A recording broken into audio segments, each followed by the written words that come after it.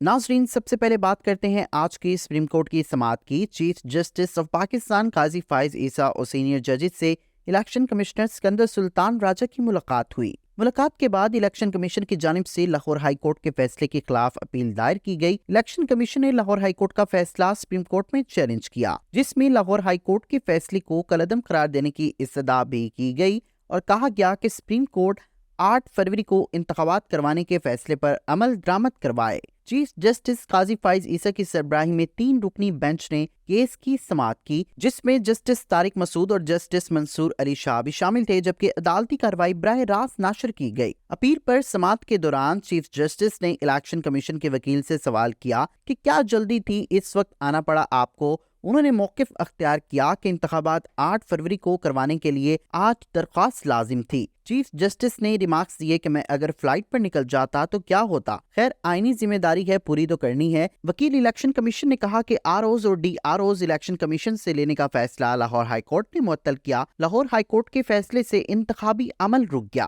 Chief justice نے کہا، آج کے بینچ کے حوالے سے وضاحت کرنا چاہتا ہوں، میری خواہش تھی کہ موسٹ سینئر ججز بینچ میں شامل ہوں اور میں نے موسٹ سینئر ججز کے نام بینچ کے لیے تجویز کیے تھے۔ انہوں نے مزید کہا کہ جسٹس اعتزاز الاحسن مصروفیات کے باعث نہیں آ سکے تو میں نے جسٹس منصور علی شاہ کو تکلیف دی۔ چیف الیکشن کمیشن نے موقف اختیار کیا کہ الیکشن کمیشن کے ریٹائر افسران کے لیے پہلی ترجیح اپنے افسران ہیں۔ آر اوز اور ڈی آر اوز پہلے حکومت دیتی ہے۔ پی ٹی آئی نے آئین کے آرٹیکل 218(3) کے تحت شفاف الیکشن کرائے جانے کی تجویز دی۔ جسٹس منصور علی شاہ نے کہا کہ آئین کے آرٹیکل 218(3) میں کچھ ایسا ہے کہ انتخابات شفاف نہیں ہو سکتے۔ وکیل الیکشن کمیشن نے بتایا کہ پی ٹی آئی کا موقف ہے کہ آر اوز اور ڈی آر اوز کی تعیناتی کے لیے کورٹ سے مشاورت کی جائے۔ الیکشن کمیشن نے عدلیہ کو فروری میں جوڈیشل افسران کے لیے خط لکھا تھا۔ عدلیہ نے زیر التوا مقدمات کی وجہ سے جوڈیشل افسران دینے سے معذرت ظاہر کر دی تھی۔ پشاور ہائی کورٹ نے کہا، جوڈیشل پالیسی کمیٹی سے رجوع کریں۔ چیف جسٹس نے سوال کیا کہ اگر الیکشن کمیشن بھی الیکشن نہ کروائے اور افسران بھی نہ کروائیں تو کون کروائے آخر؟